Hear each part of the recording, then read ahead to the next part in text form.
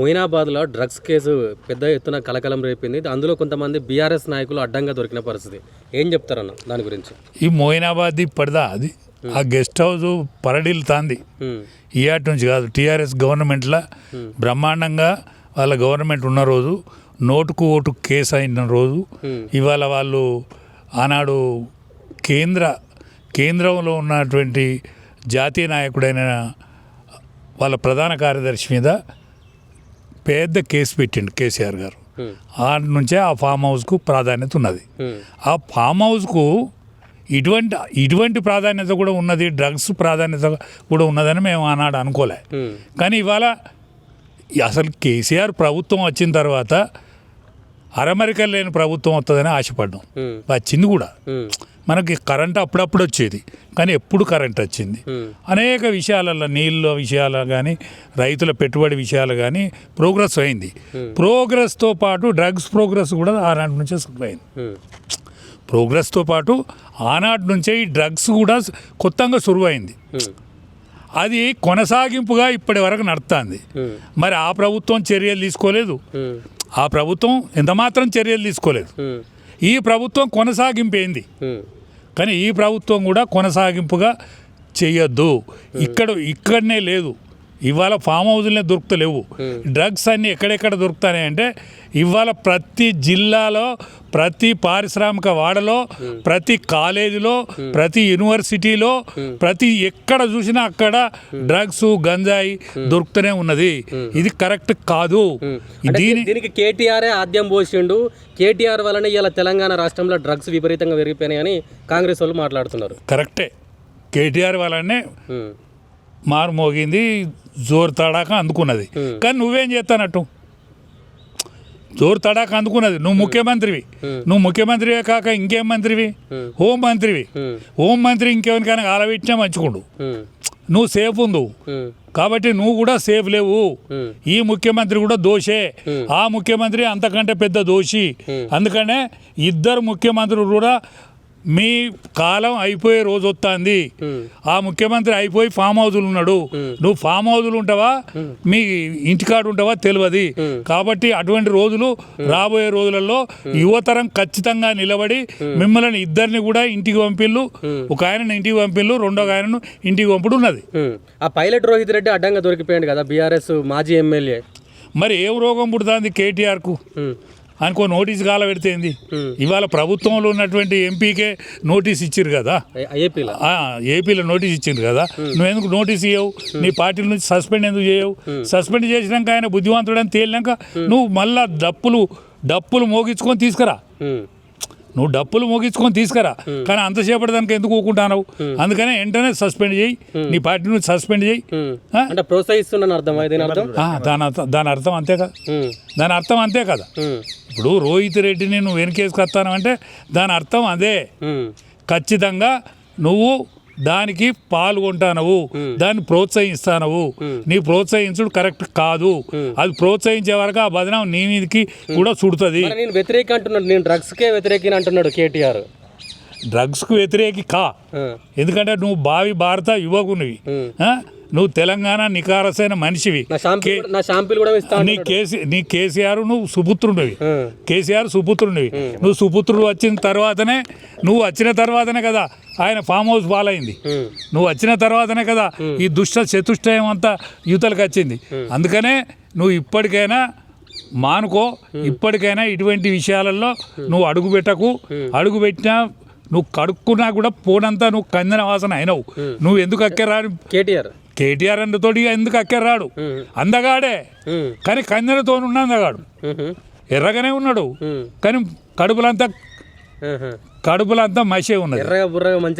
అందగాడే. ఇప్పుడు ఆయనను కూడా మీరు మాట్లాడుతున్నారు, కేటీఆర్ విషయం తీస్తే మీ పైన కూడా చట్టపరమైనటువంటి చర్యలు తీసుకుంటా, నాకు దానికి ఏం సంబంధం అట్లాంటి. అది నేనేమంటానంటే నువ్వు నోటీసులు నువ్వు చర్యలు తీసుకో, నువ్వు మమ్మల్ని జైలుకు పంపు నీ రోహిత్ రెడ్డినో ఎవడ పంపుతలేడు కదా నువ్వు రోహిత్ రెడ్డి మీద నీ చర్య ఏంది ఫస్ట్ నీ రోహిత్ రెడ్డి మీద నువ్వేం చర్య తీసుకున్నావు నువ్వు పార్టీకి వర్కింగ్ ప్రెసిడెంట్ కదా పెద్ద మనిషి ఇంటికి అక్కడ ఉన్నాడు కదా ఫామ్ హౌస్లో నువ్వేం చర్య తీసుకున్నావు ఫస్ట్ చెప్పు ఆయన నిజాయితీ పడడానికి మళ్ళీ దప్పులతో ఊరేగించుకుంటూ తీసుకురా రోహిత్ రెడ్డి జిందాబాద్ అని నువ్వు ముందటుండు కానీ ఫస్ట్ ఆయన మీద చర్య తీసుకో అంటే యువతకు మార్గదర్శకంగా ఉండాల్సిన ఇటువంటి నాయకులే యువతకు ఇటువంటి చెడుదారులు బొమ్మని చెప్పేసి ఒకటి సలహా ఇచ్చినట్లే కదా ఇది అసలు వాళ్ళు దుర్మార్గమైన యువకులు వాళ్ళ మీద ఎన్ని కేసులు ఉన్నాయి పైలట్ రోహిత్ రెడ్డి పైలట్ రోహిత్ రెడ్డి కానీ అనేక మంది మీద కానీ ఎన్ని కేసులు పాడైనా మీ మీద మీ జాతకాలు ఎక్కడెక్కడున్నాయి రాజకీయ నాయకులు అసలు రాజకీయ నాయకులు మీకు సిగ్గు అనిపించలేదా ఇటువంటి రాజకీయ నాయకులు రావచ్చునా ఇటువంటి రాజకీయ నాయకులు ఉండొచ్చునా ఇటువంటి రాజకీయ నాయకులు ఉండొచ్చునా ఊరి తీయాలి మిమ్మల్ని పైలట్ రోహిత్ రెడ్డినా పైలట్ రోహిత్ రెడ్డి కాదు ఇటువంటి దోషులందరినీ కూడా ఉరి తీయాలి ఉరి కంబాలకు ఉరి తీయాలి ఈనాడు యువతరం మేల్కోవాలి ఇవాళ యూనివర్సిటీలలో చదువు కాదు సమాజాన్ని కూడా కడిగేసేటువంటి చదువు కూడా మీరు చదువుకోవాలని నా విజ్ఞప్తి అంటే ఇప్పుడు వాళ్ళ అసలు చదువు చదవలేదు కాబట్టి ఇట్లా తయారయ్యారు అంటున్నావా వాళ్ళు చదివిందే ఈ చదువు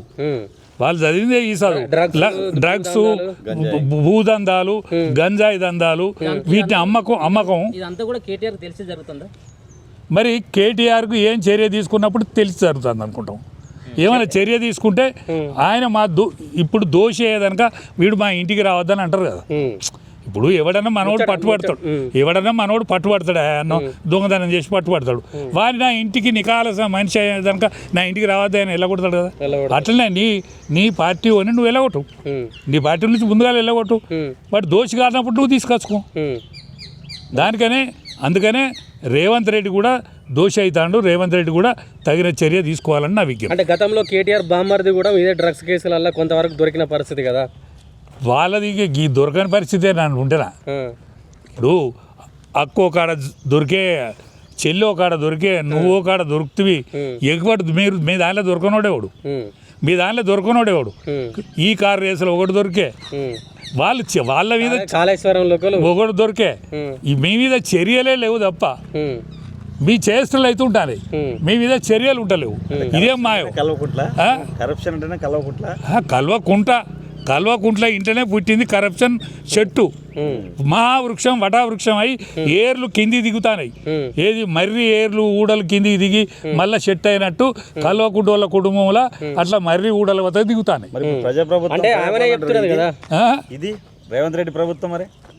రేవంత్ రెడ్డి ప్రభుత్వం రేవుకు రాని ప్రభుత్వం రేవంత్ రెడ్డి ప్రభుత్వం ఎన్నడూ రేవుకు రాని ప్రభుత్వమే రేవంత్ రెడ్డి ప్రభుత్వం వీళ్ళందరూ కొట్లాడుకుంటాను కాబట్టి రేవంత్ రెడ్డి ఇష్టం వచ్చినట్టు ఆడాడుకుంటాడు ఇప్పుడు బీజేపీ అంతర్గత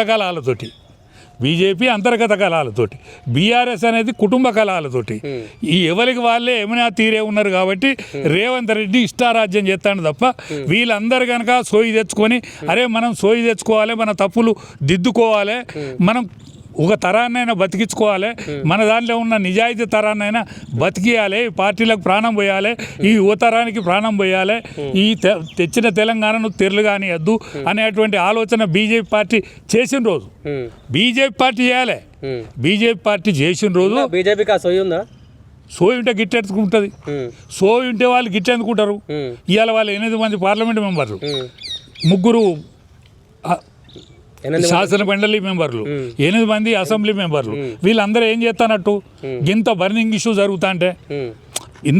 ఇష్యూ జరుగుతుంది కదా ఈ బర్నింగ్ ఇష్యూలో వీళ్ళ పాత్ర ఏంది ఇప్పుడు మా ఇవాళ అధ్యక్షుల వారు ఏడి అధ్యక్షుల వారి స్టేట్మెంట్ ఏది అధ్యక్షుల వారి మాట ఏది అంటే బీజేపీ బీఆర్ఎస్ రెండు ఒకటే అంటారా బీఆర్ఎస్ కంటే చెడ్డది బీజేపీ బీఆర్ఎస్ అన్న వాడు పాత్ర వహిస్తాడు ఇంకా వీడు పాత్ర కూడా లేదు కదా ఇంకా డేంజర్లో ఉన్నది వీడు పండిలు ఎత్తలేడు కదా వాడు లేచి ఆడతాడు ఇంకా వాడు లేచాన్ని ఆడినట్టు చేస్తాడు కాలాడిచ్చినట్టు చేస్తాడు వీడు కాలాడిస్తలేడు చేయాడిస్తలేడు కదా అందుకనే వీళ్ళు ఫస్ట్ దోషులు సెకండ్ దోషులు వాళ్ళు లిక్కర్ స్కామ్ లో కవితకు క్లీన్ చిట్ ఇచ్చారు నెక్స్ట్ నేను సీఎం అయితా అనే కాన్ఫిడెన్స్ లో అదే ఆమె ప్రకటిత సీఎం అయితే ఎవడైనా ప్రకటించుకుంటాడు. కాదా సీఎం కోట్లేయాలి కదా. ఎందుకు సామాజిక తెలంగాణ తీసుకొచ్చి సామాజిక తెలంగాణ నువ్వెవరు తీసుకురాను. నువ్వు పార్లమెంట్ మెంబర్ ఉన్నప్పుడు నీ సామాజిక తెలంగాణ సోయి రాలేదా? నువ్వు ఓడిపోయిన రోజు సోయి రాలేదా? నువ్వు ఎమ్మెల్సీ ఉన్నప్పుడు సోయి రాలేదా? నీ 10 ఏళ్ళు ముఖ్యమంత్రి ఉన్నప్పుడు సామాజిక తెలంగాణ గుర్తు రాలేదా?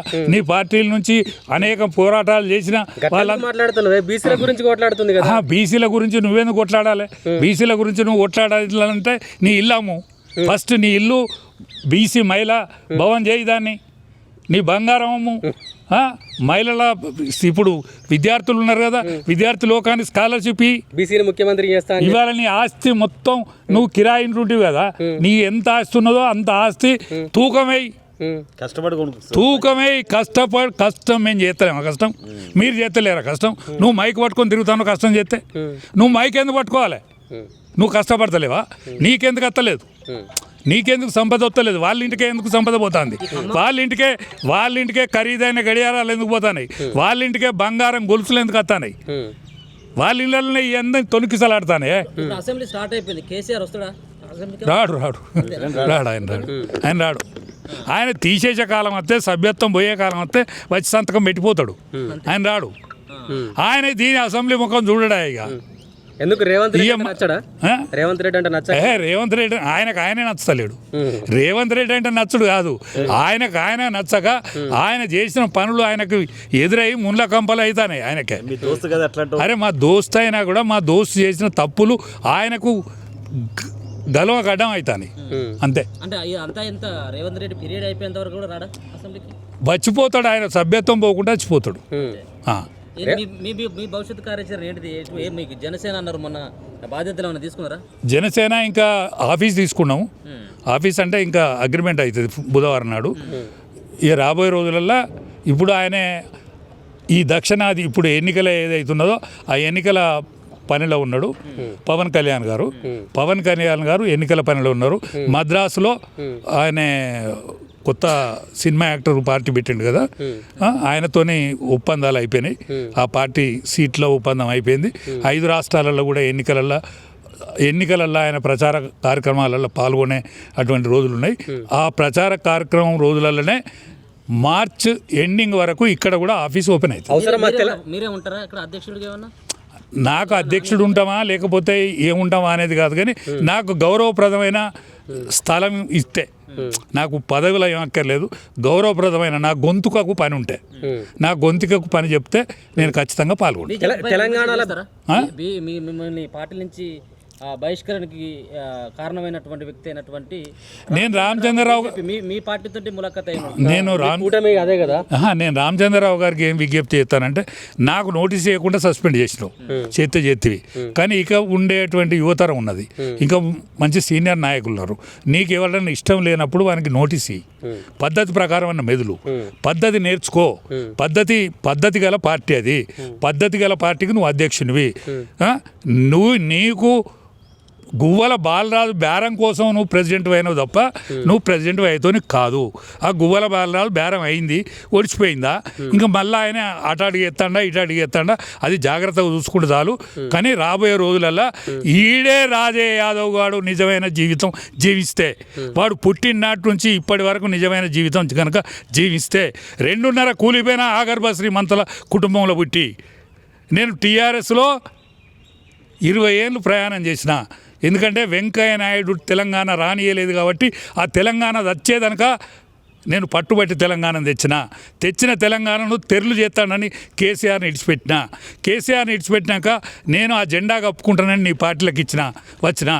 కానీ నాకు నోటీస్ చేయకుండా నన్ను సస్పెండ్ చేసినా కూడా రాబోయే రోజులల్లో ఈ రాజయ్య యాదవ్ గారు నిజాయితీ గల మనిషి అయితే వీడికి కీలకమైన పాయింట్లు ఉంటాడు, కీలకమైన చర్చలలో వీడు పాల్గొంటాడు.